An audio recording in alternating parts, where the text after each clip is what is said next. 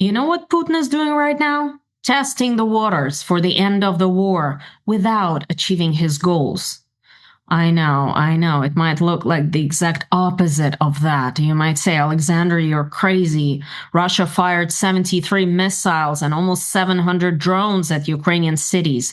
18 people are dead, children among them, including a toddler born in 2023. Also, a woman running with her 2 kids to a bomb shelter was killed by the blast before she got to the bomb shelter. Kids are at the hospital, never to see their mother again. Putin called it a new stage of the war. That's what he announced yesterday. New stage. Okay, new stage compared to what exactly? Residential buildings collapsing in Kiev, that's not new. 12 dead in Dnipro, not new. Missiles hitting a 9-story apartment block at 3 a.m., not new. Unfortunately, nothing of this is new.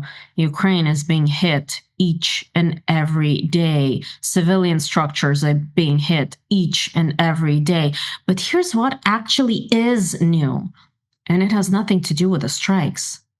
In May, for the first time since 2023, Russia lost more territory in Ukraine than it gained.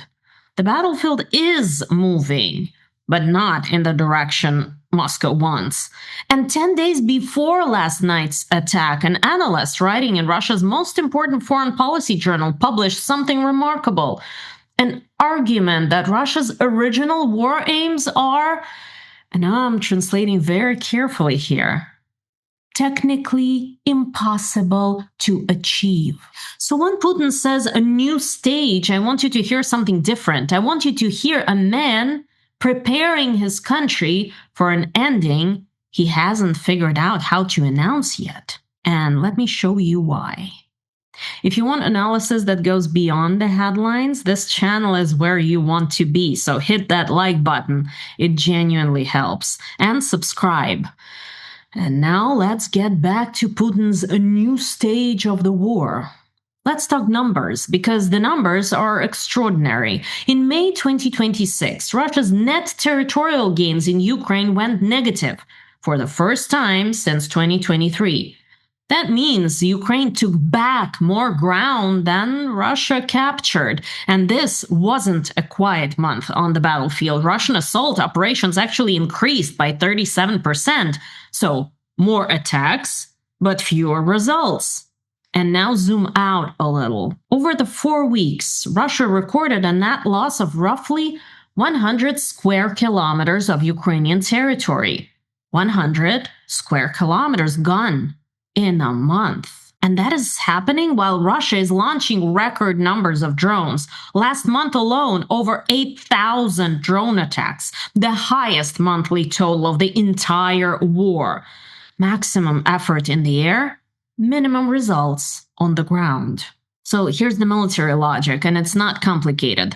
The sky is the one place Russia still has the numbers advantage. Missiles and drones are cheaper than soldiers, and when your ground offensive is stalling, you escalate the one tool that still makes the news. That's not new stage. That's a bloody substitution. And here's where it gets interesting, and this is the part that hasn't made it to English language coverage yet.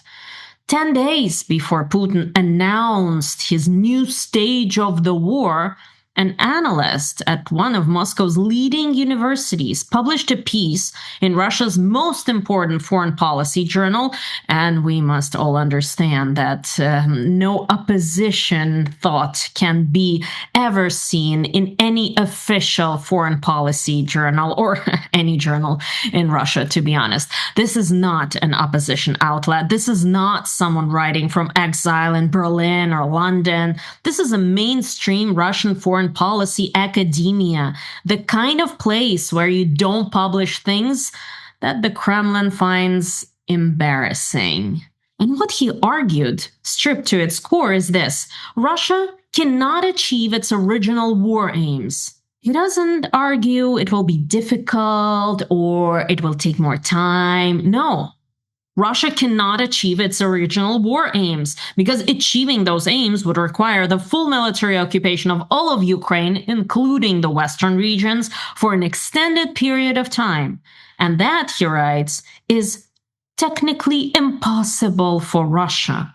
The piece is called Cast Iron Prose Over Reality. That title is doing a lot of work. Cast iron, hard, cold, and immovable. The reality that certain people in Moscow would prefer not to discuss out loud out of fear of an arrest. When the foreign policy establishment starts publishing pieces like that in 2026, while peace talks are nominally underway, it usually means one thing. The leadership has privately accepted what it cannot say publicly, and the escalation, the terrible new stage of the war, the 73 missiles and 700 drones. For the Kremlin, it's less about changing the battlefield and more about buying time for the new narrative to take hold. They perform bloody strength when they can no longer demonstrate it on the battlefield. Now add Donald Trump into this picture. The Atlantic published a piece about how Trump, the man who never met a microphone he didn't like, is suddenly begging people to stop paying attention.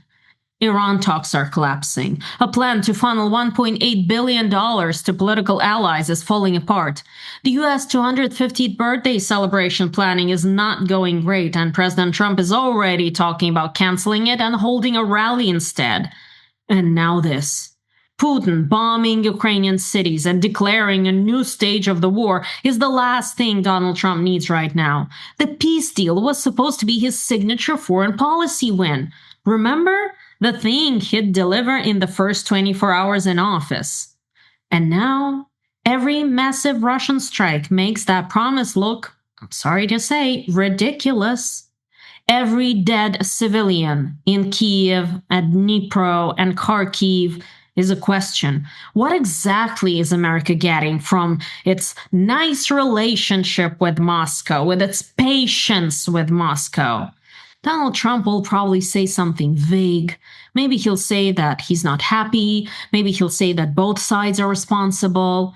What he almost certainly won't do is change the underlying dynamic, which is that Putin has correctly read that there is currently no serious cost for escalation. That's not a new stage. That's the same stage. And talking about that phrase, the new stage, in Russian political language, that kind of declaration is almost always backward-looking. You announce a new stage when the old stage isn't working. You escalate the rhetoric when the results aren't there to speak for themselves. Russia is losing ground. Its economy is running on fumes. A mobilization everyone knows is coming is the last thing that anyone in the Kremlin wants to announce. And the people who think about Russian grand strategy for a living are starting to write very, very carefully and deniably that the goals of this war are not realistic. It's still too early to say that the Kremlin is launching a campaign to prepare public opinion for ending that war without achieving the original goals. But it's quite clear that they have decided to test the waters and the reaction of the patriotic public. The missiles are real, the deaths are real, the grief in Dnipro and Kharkiv and Kiev is absolutely real. But the new stage? Well, that's nothing new about that stage. That's not real. Tonight, the guests of the St. Petersburg International Economic Forum are gathering in Russia. Guests including the Tate brothers, Candace Owens, and others. And I will tell you all about this performance in just 2 days. So subscribe and stay tuned. I'm Alexandra Filippenko. See you next time.